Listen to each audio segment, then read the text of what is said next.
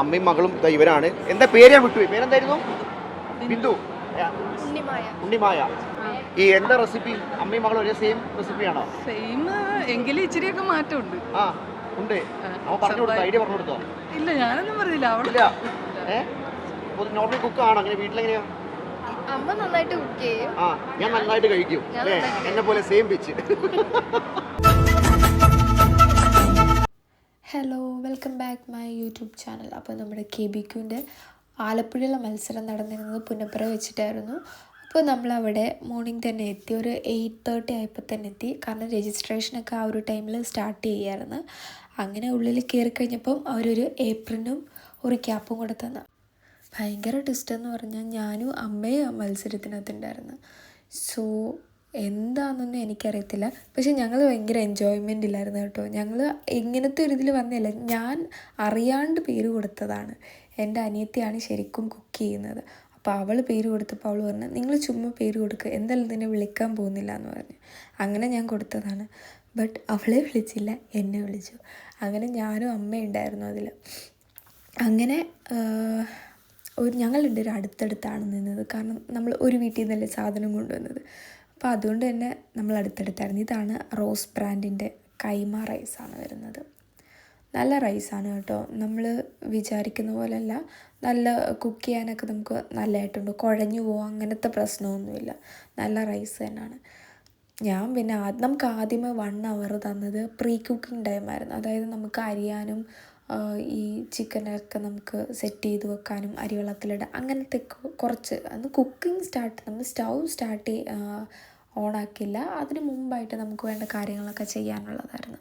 അപ്പോൾ അതിന് മുമ്പായിട്ട് ഫസ്റ്റ് ഒരു ഇനാഗുറേഷൻ പോലെ സ്റ്റൗ ഓണാക്കുന്നത്. അപ്പം അത് മാതൃഭൂമിയും റോസ് ബ്രാൻഡും കൂടിയാണ് ഈ ഒരു പ്രോഗ്രാം സംഘടിപ്പിച്ചത്. ഓൾമോസ്റ്റ് നല്ലതായിരുന്നു കേട്ടോ. അത് സ്റ്റാർട്ട് ചെയ്ത് ആ സ്റ്റൗ ഒക്കെ ഓണാക്കി കഴിഞ്ഞ് 10 മണിയായപ്പോൾ തന്നെ മത്സരം സ്റ്റാർട്ട് ചെയ്തു. എനിക്ക് വലിയ പിടിയൊന്നുമില്ല. പിന്നെ അമ്മ നന്നായിട്ട് കുക്ക് ചെയ്യുന്നത് കൊണ്ട് കുഴപ്പമില്ല. വെന്തോ എൻ്റെ ചോറ് വെന്തോ എന്നൊക്കെ ഞാൻ ചോദിക്കുന്നുണ്ട്. അപ്പോൾ അതുകൊണ്ട് എനിക്ക് വലിയ ടെൻഷനൊന്നും ഉണ്ടായിരുന്നില്ല. അടുത്താരും ഇല്ലാതെ എന്നുള്ളൊരു ടെൻഷനിലായിരുന്നു. അടുത്ത അമ്മ നിൽക്കുന്നതുകൊണ്ട് എനിക്കൊരു കുഴപ്പമില്ല.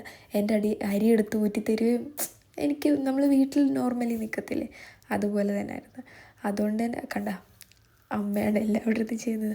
ഓടിപ്പോയി വെള്ളം എടുത്തിട്ട് തരും, അതെടുത്തിട്ട് തരും. എനിക്ക് വലിയ പിടി. അതും നമ്മുടെ സാധാ ഗ്യാസല്ല, നല്ല ഫ്ലെയിം വരുന്നതാണ്. അപ്പം നമ്മളിങ്ങനെ ഉണ്ടാക്കുന്ന കൂട്ടത്തിൽ കണ്ടോ ആ സ്റ്റൗ നീങ്ങി വരികയാണ്. അപ്പോൾ സൂക്ഷിച്ചില്ലെങ്കിൽ പണി കിട്ടും. പിന്നെ നമുക്ക് മൊത്തം കുക്കിങ്ങിന് മാത്രം 2 മണിക്കൂറേ ഉണ്ടായിരുന്നുള്ളൂ. അതും ഒറ്റ സ്റ്റൗ ആണുള്ളത്. നമുക്ക് വേറെ ഫ്ലെയിമൊന്നും കിട്ടില്ല, ആ ഒരൊറ്റ സ്റ്റൗവേ ഉള്ളൂ. അപ്പോൾ അതിൽ വെച്ചിട്ട് നമ്മൾ മസാല ഉണ്ടാക്കുന്നതും ബിരിയാണി ഉണ്ടാക്കുന്നതും എല്ലാം അതിൽ തന്നെ വെച്ചിട്ട്. അപ്പോൾ തീ കൂടിക്കഴിഞ്ഞാൽ പണി കിട്ടും. അതാണ് ഞാൻ ഈ പൊക്കിയത് പിടിച്ചേക്കുന്നത്. കാരണം തീ കൂടി പലപ്പോഴും എൻ്റെ ഫുഡൊക്കെ കരിയാറുണ്ട്. അതുകൊണ്ട് തന്നെ എന്നോട് പ്രത്യേകം പറഞ്ഞു കിട്ടിയാണ് എൻ്റെ ഭർത്താവ്, കരിക്കരുതെന്ന്. എനിക്ക് സത്യം പറഞ്ഞാൽ ചിക്കൻ ബിരിയാണി എനിക്കറിയാം. പക്ഷേ എൻ്റെ ഹസ്ബൻഡാണ് എനിക്ക് പറഞ്ഞു തന്നത് എങ്ങനെ ഉണ്ടാക്കേണ്ടതെന്ന്. പുള്ളി കഷ്ടപ്പെട്ടിരുന്ന് എന്നെ കുത്തിയിരുത്തി നമ്മളെ പഠിപ്പിക്കില്ലേ, അതുപോലെ പഠിപ്പിച്ച് ഓരോ സമയത്ത് നടക്കുമ്പോഴും അത് ചെയ്യണം കേട്ടോ, ഇത് ചെയ്യണം കേട്ടോ എന്നൊക്കെ പറഞ്ഞ് എന്നെ ഇങ്ങനെ പഠിപ്പിച്ച് എന്നെ എക്സാമിന് കൊണ്ടുപോകുന്ന പോലെയാണ് കൊണ്ടുപോയത്.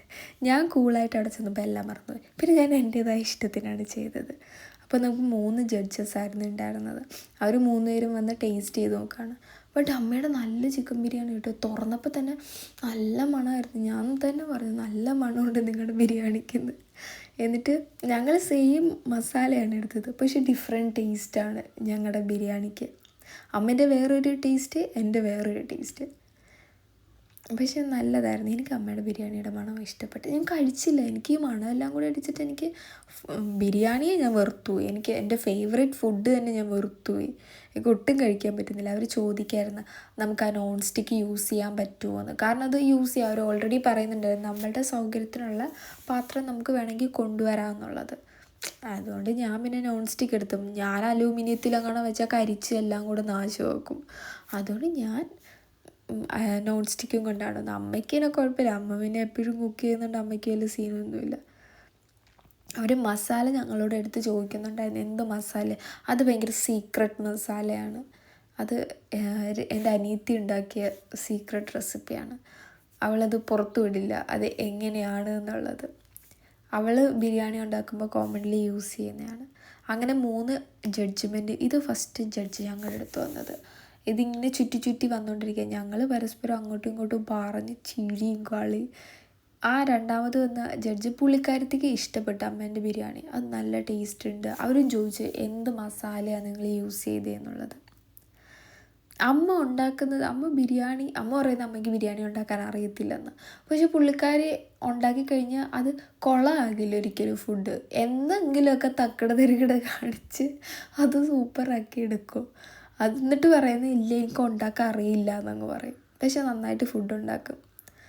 അതുകൊണ്ട് തന്നെ ഞങ്ങളാരും ഉണ്ടാക്കത്തില്ല, ഞങ്ങൾക്ക് അതും കഴിച്ചുകൊണ്ടിരിക്കും. പക്ഷെ അവർക്ക് എല്ലാവർക്കും ഇഷ്ടപ്പെട്ട്. അമ്മയുടെ ഫുഡ് വരുന്നവർക്കൊക്കെ നന്നായിട്ട് ഇഷ്ടപ്പെടുന്നുണ്ടായിരുന്നു. അതുകൊണ്ട് തന്നെ അമ്മ ഫൈനൽ 7 വന്നു. അതിനകത്ത് ഭയങ്കര ടൈറ്റ് കോമ്പറ്റീഷനായിരുന്നു. കാരണം എല്ലാവരുടെയും ഫുഡ് അവർ കുറേ ടൈം എടുത്തവർ ഇത് സെലക്ട് ചെയ്യാനായിട്ട്. കാരണം അതുപോലെ ടൈറ്റായിരുന്നു. നല്ല ബിരിയാണിയായിരുന്നു എല്ലാവരുടെയും. അതുകൊണ്ട് തന്നെ അവർക്ക് ഭയങ്കര ബുദ്ധിമുട്ടുമായിരുന്നു. അങ്ങനെ അവർ ഷോർട്ട് ലിസ്റ്റ് ചെയ്ത് വന്നതിൽ ഫൈനൽ 7 അമ്മേൻ്റെ നമ്പർ ഉണ്ടായിരുന്നു. അത് നമ്മൾ ലാസ്റ്റാണ് കേട്ടോ അറിഞ്ഞത്. ഇതിൻ്റെ ഒരു കോർഡിനേറ്റർ ഒരു ചേട്ടൻ വന്നിട്ട് ഇങ്ങനെ പറയുന്നുണ്ടായിരുന്നു. കാരണം നമ്മൾ രണ്ടുപേരും അടുത്തടുത്ത് നിൽക്കുന്ന അമ്മയും മോളും എന്നുള്ള രീതിയിൽ അവർ നോട്ട് ചെയ്ത ചേട്ടൻ വന്ന് ഇങ്ങനെ പറയുന്നുണ്ടായിരുന്നു അമ്മേൻ്റെ നമ്പർ ഇങ്ങനെ ഫൈനൽ 7 വന്നിരുന്നു എന്നുള്ളത്. അത് കേട്ടപ്പോൾ അമ്മയ്ക്ക് ഭയങ്കര ഹാപ്പിയായി. കാരണം പുള്ളിക്കാരി ഒട്ടും എക്സ്പെക്റ്റ് ചെയ്തില്ല. പക്ഷെ ഞാൻ ആദ്യമേ ഇരുന്ന് പറഞ്ഞിരുന്നു എടി നിങ്ങൾക്ക് കിട്ടുമെന്ന് തോന്നുന്നു. കാരണം നിങ്ങളുടെ ബിരിയാണിക്ക് നല്ല മണം വരുന്നത്. കാരണം നമ്മൾ മൂടി വെച്ചിട്ട് ഓപ്പൺ ചെയ്ത് കഴിയുമ്പോൾ വീണ്ടും എഗെയിൻ നല്ല ഫ്ലേവർ വരുന്നുണ്ടായിരുന്നു. അതമ്മ സാധാരണ എന്തുണ്ടാക്കിയാലും മണം മുമ്പിൽ നിൽക്കും. അത് ആ മസാലയുടെയും കൂടാണ് കേട്ടോ. സത്യം പറഞ്ഞാൽ എനിക്ക് ഫീവർ ആയതുകൊണ്ട് എനിക്ക് മൂക്കടഞ്ഞിരിക്കുകയായിരുന്നു. അതുകൊണ്ട് തന്നെ എനിക്ക് മണം വരുന്നില്ല. അമ്മേൻ്റെ മാത്രം ബിരിയാണിയുടെ സ്മെല്ല് എനിക്ക് കിട്ടി. ബാക്കിയുള്ളതൊന്നും നമുക്ക് സ്മെല്ല് ചെയ്യാൻ പറ്റുന്നില്ല. എനിക്ക് വരുന്നുണ്ടായിരുന്നില്ല. അതോ ഇനി എല്ലാം കൂടെ മണം വന്നിട്ട് എനിക്ക് തലയ്ക്ക് മത്ത് പിടിച്ചാണോ എന്ന് എനിക്കറിയത്തില്ല. ലാസ്റ്റ് ജഡ്ജ് വന്നിരുന്നത് ഈ ഷെഫായിരുന്നു. അപ്പം പുള്ളി ഫൈനലൈസ് ചെയ്ത് എല്ലാം കഴിച്ച് നോക്കിയിട്ടാണ് നമുക്ക് ആ ഒരു 3 പേരോട് കൂടെ തീർന്ന്. പിന്നെ അതിൻ്റെ കുറച്ച് ഇനാഗ്രേഷനും കാര്യങ്ങളും എല്ലാം കൂടെ വന്ന് പിന്നെ എല്ലാവർക്കും ഇങ്ങനെ പ്രോത്സാഹന സമ്മാനം പോലെ കുറച്ച് സാധനങ്ങളൊക്കെ കൊടുക്കുന്നുണ്ടായിരുന്നു. അപ്പോൾ അതും കഴിഞ്ഞ് ഞാനോർത്ത് എൻ്റെ ചിക്കൻ പുള്ളി എടുക്കുമ്പോഴത്തേക്ക് ഭയങ്കര ടെൻഡറായിട്ടിരിക്കുമെന്ന്. പക്ഷെ കുഴപ്പമുണ്ടായിരുന്നില്ല, നന്നായിട്ട് വരുന്നുണ്ടായിരുന്നു. പിന്നെ ഞങ്ങൾ ആസ് യൂഷ്വൽ ഞങ്ങൾ കാണിക്കുമല്ലോ, വീഡിയോ എടുത്തുകൊണ്ടിരിക്കുമല്ലോ. അങ്ങനെ ഞങ്ങൾ വീഡിയോയും ഫോട്ടോയൊക്കെ എടുത്ത് ഞങ്ങൾ പിന്നെ എല്ലാവരും അവിടെ വന്നിരുന്നു. പിന്നെ എല്ലാവരും ഇങ്ങനെ സ്റ്റേജിൽ വിളിച്ച് അവരിങ്ങനെ ഒരു ഗിഫ്റ്റ് ഹാമ്പർ പോലെ ഇങ്ങനെ കൊടുക്കുന്നുണ്ടായിരുന്നു. അപ്പോൾ അതൊക്കെ കഴിഞ്ഞ് ഇത് RJs ആണ് കേട്ടോ അവർ രണ്ടുപേരും. അങ്ങനെ മാതൃഭൂമിയും റോസ് ബ്രാൻഡും കൂടെ ചേർന്നിട്ട് എല്ലാ ജില്ലയിലും ഉണ്ട്. എല്ലാ ജില്ലയിലും കൂടെ വന്നിട്ട് എല്ലാ ജില്ലയിൽ നിന്നും 2 പേരെ വെച്ചാണ് സെലക്ട് ചെയ്യുന്നത്. അതായത് first prize second prize select ചെയ്ത് ടോട്ടൽ 28 പേരാണ്. കൊച്ചിയിൽ വെച്ചാണ് ഇതിൻ്റെ ഫൈനൽ വരുന്നത്. അവർ മത്സരിക്കുന്നത് 28 പേരാണ്. അതിനകത്തു നിന്നാണ് ഒരാളെ ബിരിയാണി ക്വീനായിട്ട് തിരഞ്ഞെടുക്കുന്നത്. അങ്ങനെ നമ്മുടെ ആ ഒരു പ്രോഗ്രാം എല്ലാം കഴിഞ്ഞ് പിന്നെ എൻ്റെ ജഡ്ജി എൻ്റെ ഭർത്താവാണല്ലോ. ഞാൻ കഴിപ്പിച്ചൊക്കെ നോക്കി. പിന്നെ അമ്മേൻ്റെ ബിരിയാണിയുടെ ഒരു തുള്ളി പോലും ഉണ്ടായിരുന്നില്ല, ഫുള്ള് തീർന്ന്. എൻ്റേതാണെങ്കിൽ മുകളിൽ ഞാൻ ദമ്മിട്ടതിൻ്റെ ആ ചോറ് മാത്രം മാറ്റിയിട്ട് അടിയിൽ ഫുള്ള് തീർന്ന് ഒരു കുറച്ച് ചോറ് മാത്രമേ കിടപ്പുണ്ടായിരുന്നുള്ളൂ. പിന്നെ ഞങ്ങൾ എല്ലാം കഴിഞ്ഞ് ലാസ്റ്റ് തലവേദന എടുത്ത് ഞങ്ങൾ വീട്ടിലേക്ക് തിരിച്ചു പോകും. അങ്ങനെ ഞങ്ങളൊരു 1:30 ടാറ്റ പറഞ്ഞിറങ്ങി. ഞാൻ അന്ന് തന്നെ തിരിച്ചു പോകുമായിരുന്നു കണ്ണൂർക്ക്. അപ്പോൾ ഓക്കെ, ബായ്.